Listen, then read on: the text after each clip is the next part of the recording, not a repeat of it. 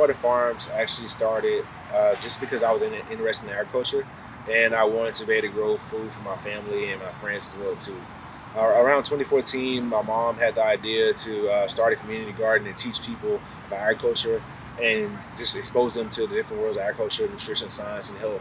And that became the TWF Urban Garden, and that was around 2014, 2015.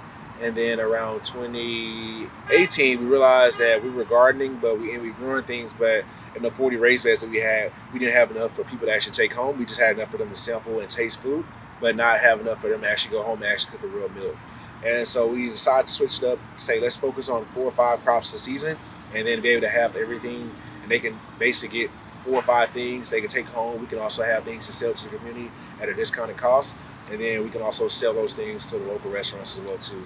The cool thing about our farm and our urban garden is pretty much the same organic produce that low-income families are getting. Some of the top restaurants and high-end restaurants in Houston are getting the same produce as well too. So, compared to some of the grocery stores where, you may see this bad piece of lettuce and stuff like that, and only a certain demographic of people can afford that type of thing. Here, the same demographics, every demographic can get the same high quality of produce. And that's what we specialize in, that's what we focus on, because we are community based, but we also are able to sell to some of the top restaurants in Houston.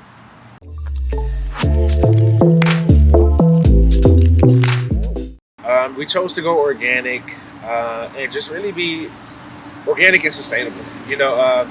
Finding ways to make things out of nothing, but also organic, just because pretty much we wanted to know what we were putting in our food, what we were growing. We want to limit our access of chemicals inside of it. A lot of things have been proven to show what we actually spray, what we put on it, comes to the body and can be cancerous and stuff as well too. So we want to make sure that we're doing the best that we can. Now, I will say going organic is not the easiest thing because pests and stuff are here. And so I do understand why some people do sprays and stuff as well too. But for us, we want to know what we're putting in, what we're growing. They're getting 100% organic, and we're using things that are natural to the earth and also being sustainable as well too.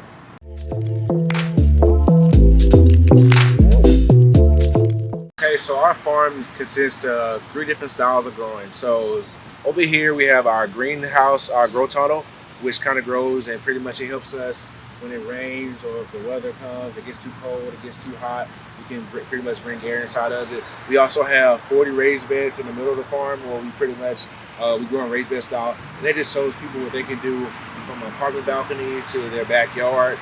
Then we also have, on the other side is our in-ground garden, and that's pretty much our cucumbers and our squash right now, and basically showing people what they can do in-ground. On the other side of our property, we have bees, and pretty much they're our pollinators, and they help boost up everything from the okra to the cucumbers to the squash to the tomatoes, and just pretty much bring more life to the farm and give that extra boost as well too.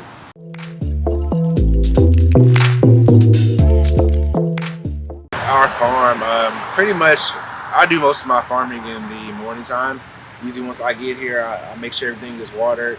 I usually check for different types of pests, just kind of stand on top of it. But I realize with farming, you have to stay, two steps ahead. Usually, if you see a little something on the plants, it's best to be proactive and go ahead and fix that problem, because you never know, in 2 or 3 days it can be a little bit more. So farming and getting ready to do everything is pretty much in the morning times. And then even if we're going to spray any type of thing that's all organic, we try to spray early in the morning or late at night.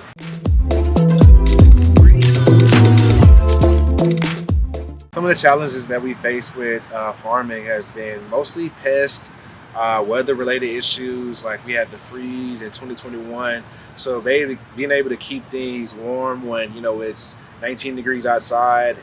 So weather is probably like our biggest challenge. One year it is freezing, twice a year, and then next thing you know, it's raining like every day.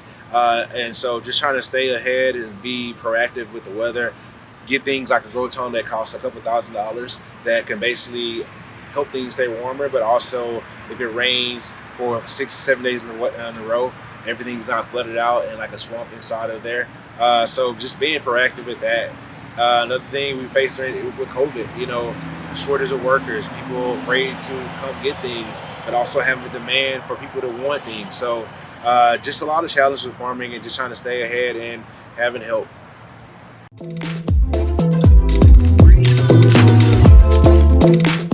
So what I would tell somebody getting into farming is make sure you're passionate about it, because it's definitely a lot of work. I know Instagram, social media makes it seem really cool that everything is so pretty and flowers always blooming, but a lot of times people don't see the actual hard work that goes into it, the late nights, the stress, the pest control, the watering, the pipes bursting, the irrigation that you have to be.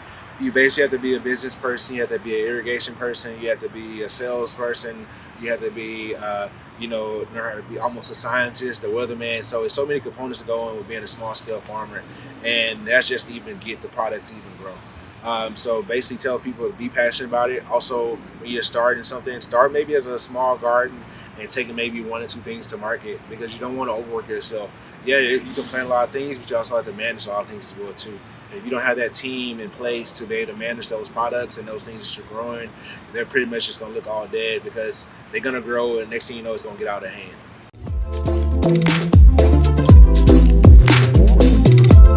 I like to see more diversity, so more women into farming, more people of color, more diversity inside of it, and just basically showing what the communities really need.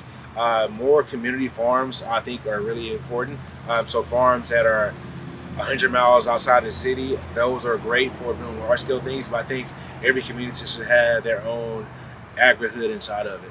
And that way people can kind of know what they need, and they won't be so dependent on grocery stores, even dependent on us all the time. They can have things in their backyard where they can grow things and be able to have things fresh.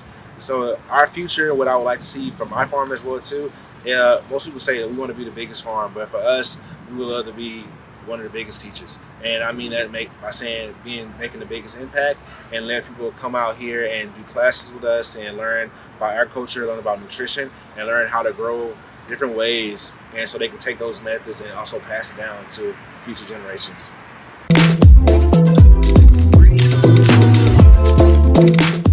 So you guys can find us at Sweetwater Farms HTX.com. You can find us on Instagram at Sweetwater Farms HTX. We post a lot of live videos or just how-tos, what we're growing, what's coming up, where we're going to be at the farmers market as well too.